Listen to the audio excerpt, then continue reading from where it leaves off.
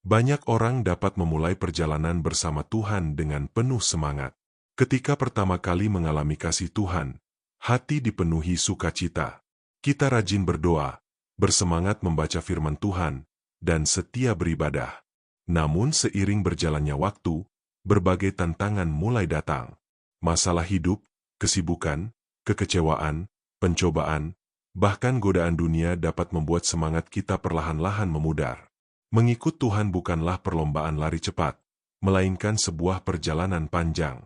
Yang Tuhan kehendaki bukan hanya semangat di awal, tetapi kesetiaan sampai akhir. Tidak sulit untuk memulai, tetapi diperlukan iman yang teguh untuk tetap bertahan ketika perjalanan menjadi berat. Di sepanjang hidup kita akan menghadapi banyak situasi yang menguji kasih dan kesetiaan kita kepada Tuhan. Ada saat ketika doa belum dijawab. Ada masa ketika kita merasa lelah secara rohani.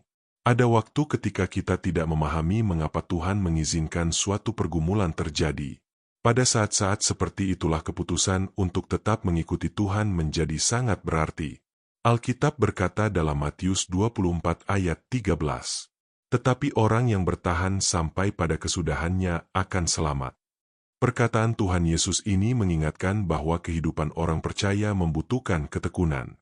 Tuhan mengetahui bahwa akan ada berbagai tantangan yang harus dihadapi oleh setiap pengikutnya.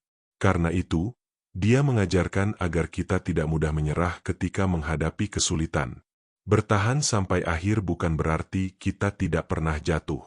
Ada kalanya kita gagal, lemah, atau kecewa. Namun orang yang bertahan adalah orang yang selalu kembali kepada Tuhan. Ia tidak membiarkan kegagalan menjauhkannya dari kasih Allah. Sebaliknya, ia bangkit kembali, bertobat, dan terus melanjutkan perjalanannya bersama Tuhan. Kita dapat melihat teladan yang indah dalam kehidupan Rasul Paulus. Ia mengalami begitu banyak penderitaan karena memberitakan Injil. Ia pernah dipenjara, dipukul, dilempari batu, mengalami kelaparan, dan menghadapi berbagai bahaya. Namun semua itu tidak membuatnya meninggalkan panggilannya. Menjelang akhir hidupnya, Paulus dapat berkata dengan penuh keyakinan bahwa ia telah mengakhiri pertandingan yang baik dan memelihara iman. Kesetiaan Paulus tidak lahir karena hidupnya mudah, tetapi karena ia mengenal Tuhan yang dilayaninya. Ia memahami bahwa kemuliaan yang Tuhan sediakan jauh lebih besar daripada penderitaan yang dialaminya di dunia ini. Demikian juga dengan kehidupan kita. Mungkin hari ini perjalanan iman Anda tidak semudah dulu. Ada pergumulan yang membuat Anda lelah. Ada doa yang belum dijawab. Ada pencobaan yang membuat Anda hampir menyerah. Namun jangan berhenti mengikuti Tuhan hanya karena jalan terasa berat. Ingatlah bahwa Tuhan tidak pernah meninggalkan orang yang tetap setia kepadanya. Dia berjalan bersama kita di setiap musim kehidupan. Ketika kita lemah, Dia memberikan kekuatan. Ketika kita bingung, Dia memberikan hikmat. Ketika kita jatuh, Dia mengangkat kita kembali. Kasih setia Tuhan tidak pernah habis dan penyertaannya tidak pernah berakhir. Mengikuti Tuhan sampai akhir juga berarti tetap hidup dalam firman-Nya setiap hari. Teruslah berdoa, membaca firman Tuhan, dan menjaga hubungan yang dekat dengannya. Jangan biarkan dunia mencuri kasih mula-mula Anda kepada Tuhan. Jagalah hati agar tetap mengasihi Dia lebih dari apapun yang ada di dunia ini. Percayalah, setiap langkah kesetiaan Anda tidak pernah sia-sia. Tuhan melihat setiap pengorbanan, setiap doa, dan setiap keputusan untuk tetap hidup benar. Pada waktunya nanti, Anda akan melihat bahwa perjalanan bersama Tuhan adalah keputusan terbaik yang pernah Anda ambil. Karena itu, jangan hanya mengikut Tuhan ketika hidup terasa mudah. Ikutilah Dia dalam setiap musim kehidupan.